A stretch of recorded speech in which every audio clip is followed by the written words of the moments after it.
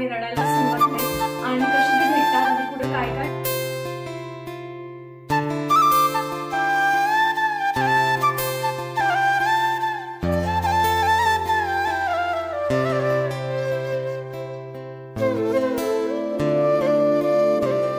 High everyone, welcome back to my channel. कसे आहात तुम्ही सगळे?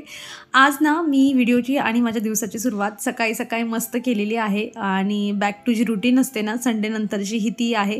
तर पियाची म्हणजे आजचा शेवटचा दिवस आहे तिला आणि मग उद्यापासून तिचं एक्झाम चालू होते. सो टिफिन जो आहे ना आजचा माझा शेवटचा दिवस आहे आणि आजची ही जी रेसिपी मी तुमच्यासोबत शेअर करते ना ती अशी जुगाडू रेसिपी किंवा तुम्ही आमची पिया मम्मी रेसिपी पराठा असं तुम्ही काहीतरी याला म्हणू शकतात.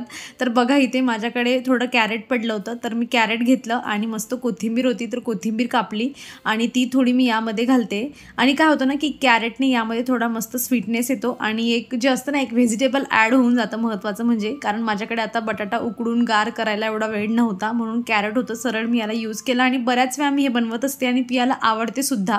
तर त्यामध्ये आता जे काही मसाले आहेत ना जसं की ऑरेगानो आहे किंवा चिली फ्लेक्स आहे जे काही पिझ्झासोबत मिळत असतं ना त्या पण आपल्याकडे सॅचेट असतात बरं का. तर तुम्ही त्यांचाही यूज करू शकतात. माझ्याकडे ऑरेगानो वगैरे हे जे आहे ना मी घेत असते नेहमी आणि बऱ्यापैकी यूज होतं माझं. तर ते टाकलं थोडं त्यामध्ये. त्यानंतर आपलं जे चाट मसाला असतो ना तो पण टाकायचा आणि हा असा चटपटीत पराठा जो बनतो ना इतका छान लागतो काय सांगू मी तुम्हाला. आणि त्यामध्ये टाकायचं जे लोणच्याचा जो खार असतो ना तर तो पण टाकायचा. म्हणजे वरून तुम्ही टमॅटो केचप मुलांना द्या नको द्या अजिबात. म्हणजे तुम्ही नुसता हा पराठा जरी दिला ना तरी पण पूर्ण टिफिन संपून जो असतो ना घरी येत असतो. आणि आता ह्या म्हणजे ह्या पराठाला ना थोडं सॉफ्ट बनवण्यासाठी किंवा थोडं मऊ राहायला पाहिजे यासाठी ना मी त्यामध्ये ना दही ॲड करते. आता मी पियापुरता एकच पराठा बनवणार होती म्हणून मी इथे एक मोठा चम्मच भरून जे आहे ते दही घेतलं. आपण सगळ्यांसाठी बनवत असलो ना तेव्हा पण तुम्ही जर पराठ्यामध्ये दही ॲड केलं ना तर सॉफ्ट येतात पराठे. सो दही ॲड करू शकतात तुम्ही अशा पद्धतीने आणि हे सगळं मिक्स करून घ्यायचं. यामध्ये नंतर आपले सुके मसालेही घालायचे म्हणजे थोडं तिखट हळद वगैरे आणि मस्त मिक्स करायचं आणि छान मस्त डो बनवून घ्यायचा. आणि एक नवीन पद्धतीचा पराठा जो आहे जेव्हा आपल्याकडे काही नसेल पालक वगैरे तेव्हा तुम्ही अशा पद्धतीचा पराठा बनवून मुलांना देऊ शकतात. बरेच आपल्याला सकाळी उठून नवीन नवीन जुगाड करावे लागतात. कारण बघा काय होतं म्हणजे पिया ना जेव्हा ती आता ज्युनियर सिनियरला होती ना तर मी तेव्हा तिचा म्हणजे जो स्कूलचा टायमिंग होता ना तो भरपूर जास्त होता. सो तिला मला टिफिनमध्ये चांगलं जेवण जे असायचं ना ते द्यावं लागायचं. भाजी चपातीच मोस्ट ऑफ द्यावी लागायची किंवा मग पराठा वगैरे. पण असं स्नॅक्स वगैरे चालायचं नाही तिकडे. तर मग तिला मी म्हणजे तिला आठवड्यातून 2-3 वेळा तिला भेंडीची भाजी दिली गवारची भाजी दिली ना तर ती आवडून खाऊन घ्यायची. पण आता सध्या ती नाही म्हणते. गवार नेते ती पण भेंडीची भाजी ती म्हणते की नको मम्मा मला भेंडी आता आवडत नाही. घरी आल्यावर ती जेव्हा 3 वाजता घरी येते ना तेव्हा ती भेंडीची भाजी खाऊन घेते पण टिफिनमध्ये नाही म्हणते. आणि मग अशा करता करता 1-2 भाज्या ज्या असतात आपल्या ज्या आपल्याला टिफिनमध्ये त्यांना बनवून द्यायचं असतं तर त्या कमी कमी होत जातात. मग बनवायचं काय रोजचं त्याच 2-3 भाज्या रिपीट होतात. पराठा म्हणला की मग पालक पराठा बनवा नाहीतर मग आलूचा पराठा बनवा. सो जे ऑप्शन असतात ना ते बऱ्यापैकी कमी व्हायला लागतात आणि मग टेन्शन येतं सकाळी उठून की काय बनवायचं हिला. सो हा एक नवीन ॲडिशन आहे. तिला तसा जे सोयाबीन असतात ना त्यांचा पराठाही तिला आवडतो. पण मग तेच तरीही व्हरायटी पाहिजे आपल्यालाही मनाला शांतता पाहिजे की नाही मी काहीतरी वेगळं बनवून देते. आठवड्यामध्ये जी गोष्ट आहे ती 2पेक्षा जास्त रिपीट व्हायला नको याचीही काळजी आपल्यालाच घ्यायची असते. सो जोवर माझा पराठा इथे बनत होता ना तोवर मी लगेच माझ्या ब्रेकफास्टची तयारी करून घेतली आणि मी आज ब्रेकफास्टमध्ये खमण बनवणार आहे. तर त्याच्यासाठी जोवर शेकला जातो तोवर जे आहे इकडे प्रिपरेशन करावं लागतं. आणि सकाळची रुटीन ही अशीच असते अगदी घाई गडबडीत स्लो अजिबात काहीच नसतं. म्हणजे त्या एका वेळेमध्ये 2-3 मल्टिपल कामं जे असतात ना हे झालेच पाहिजे. जोवर हे काम होतं तोवर ते करून ठेवा. तोवर आता आहे काहीतरी कढई तापते तर मग चला आता बॉटल भरून ठेवूया. आणि अशा बऱ्याच गोष्टी असतात ज्या सकाळी आपल्याला कराव्या लागतात.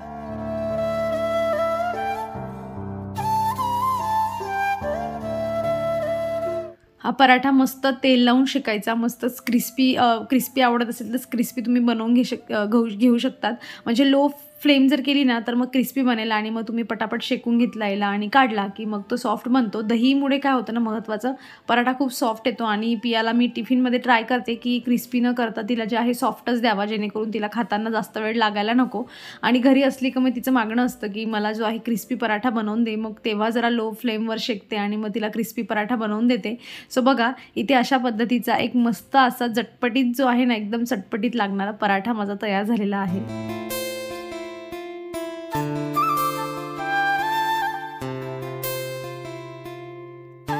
जेव्हापासून मी हे खमण म्हणजे ब्रेकफास्टमध्ये इन्क्लूड केलं आहे ना, कारण मी आधीपासून म्हणजे बनवत नव्हती. गेल्या 7-8 महिन्यापासून जे आहे, म्हणजे जेव्हा मी पुण्यात आम्ही आलो ना, तेव्हापासून हे खमण म्हणजे जास्त मी बनवायला लागले. कारण मम्मीकडून एक वेळा ट्राय केलं, हे पीठ बनवून आणलं आणि एवढं आवडलं. म्हटलं हे एकदम सोपं आहे आणि महत्त्वाचं म्हणजे आमच्या घरात आम्हाला तिघांनाही आवडतं. सो कधी-कधी तर असं होतं, की रात्रीच्या वेळेला बघा, की म्हणजे काहीतरी लाईट खायचं आहे आणि मग काय बनवायचं, मग बनवा खमण, असंही आमच्याकडे होत असतं. नॉट जस्ट म्हणजे तुम्ही ब्रेकफास्टमध्ये बनवायचं, तुम्ही रात्रीलाही कधीतरी कंटाळा येतोय स्वयंपाकचा आणि सगळ्यांची इच्छा अगदी लाईट खाण्याची आहे, तेव्हाही हे असं खमंग बनवू शकतात. मी बऱ्याच वेळची रेसिपी वगैरे जे काही याचं प्रीमिक्स वगैरे कसं बनवायचं तुमच्यासोबत शेअर केलेलं आहे. एक डिटेल व्हिडिओ ऑलरेडी माझ्या चॅनलवर आहे. सो तुम्ही इंटरेस्टेड असाल तर तुम्ही चॅनलला जाऊन चेक करू शकतात, किंवा मग मी ह्या व्हिडिओच्या शेवटी जे आहे ना, तुम्हाला त्याचा जो तो व्हिडिओ लावते, म्हणजे तुम्हाला बघता येईल की याचं प्रीमिक्स म्हणजे काय काय तुम्ही त्याच्यामध्ये आधीच प्रिपरेशन करून घेऊ शकतात, भिजण्यासाठी कसं काय भिजवायचं वगैरे वगैरे. तर तुम्ही तिकडून पाहू शकतात. आणि इतकं इन्स्टंट तयार होतं ना, आणि एकही वेळा तुम्हाला फेल्युअर येणार नाही, एवढं याचं प्रमाण अगदी अचूक आहे. पाणी वगैरे जेवढं आपण जसं घेतलं ना, की प्रत्येक वेळा सेम टू सेम खमण बनतं. अगदी काहीही त्याच्यावरचा तडका तेवढा चेंज होत असतो, की तुम्ही तो कसा त्याला टाकताय. म्हणजे अदरवाईज खमणचा फ्लफीनेस, त्यामध्ये जाडी अगदी सेम असते, तेवढंच एकदम लुसलुशीत झालेलं असतं कापसासारखं. आणि चला आता आम्ही आमचं मस्त खमण एन्जॉय करतो. मग त्यानंतर पियाला जे आहे, तिला स्कूलला जे आहे तिचा वेळ होतो आणि मग सगळं तिचं पोहणी घाला वगैरे वगैरे ह्या सगळ्या गोष्टी चालतात. तर चला सध्या तरी आम्ही आमचं खमण एन्जॉय करतो.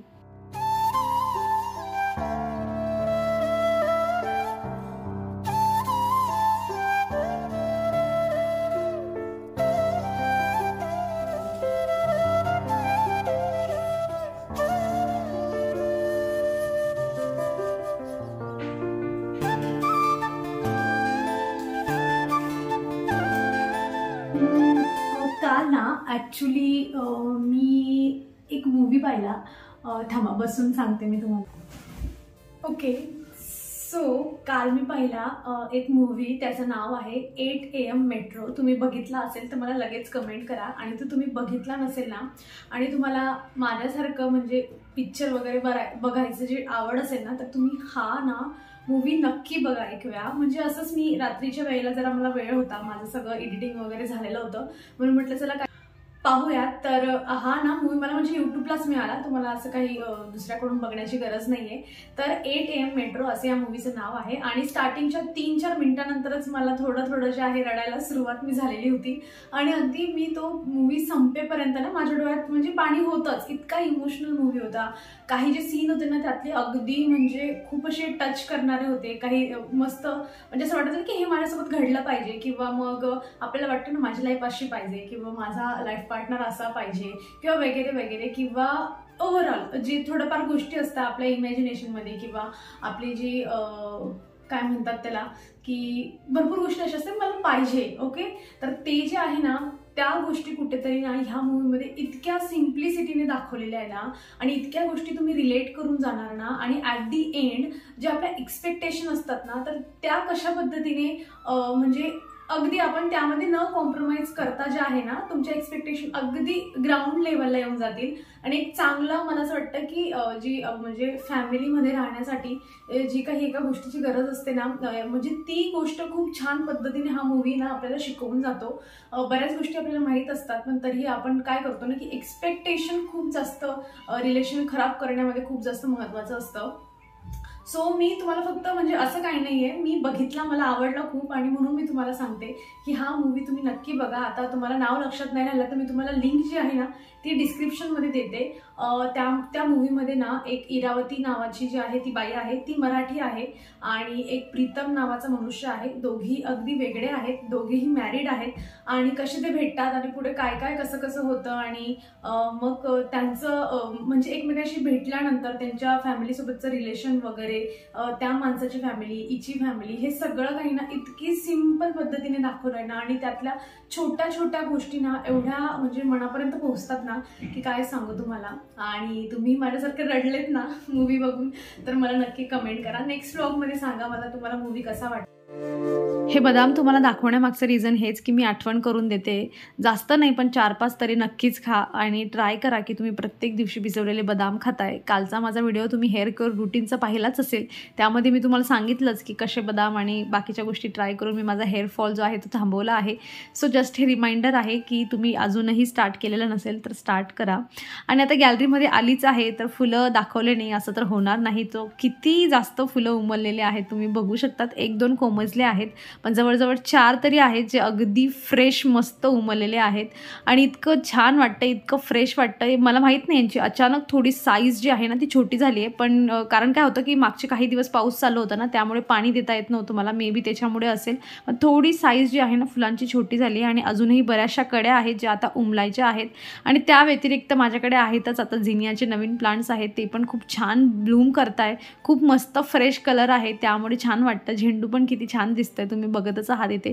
आणि सकाळी सकाळी मस्त आता पाऊस गेला आहे आमच्याकडचा, म्हणजे आता निवांत आहे, ऊन वगैरे पडतंय छान त्यामुळे अजून छान पुढे फ्लावर्स येतील अशी अपेक्षा करूयात आपण. लेट्स सी काय होतं. येणाऱ्या व्हिडिओमध्ये ना तुम्हाला बरेच मिशोचे जे आहेत ना प्रोडक्ट्स बघायला मिळणार आहेत. मी जे असे 1-2 जे येत आहे ना ते तुम्हाला असे दाखवते. अदरवाईज मी ट्राय करेल की जे काही मी किचन किंवा माझ्यासाठी पियासाठी जे काही मागवलं आहे ना तर ते मी तुम्हाला एक सेपरेट व्हिडिओ बनवेल जसा लास्ट टाईम बनवला होता आणि ते प्रोडक्ट तुमच्यासोबत शेअर करेल. पण ही गोष्ट पियासाठी मागवली आहे. हे काही ब्लॉग्स आहेत वेगवेगळ्या पद्धतीने जे आहेत मुलं याच्यासोबत खेळतील.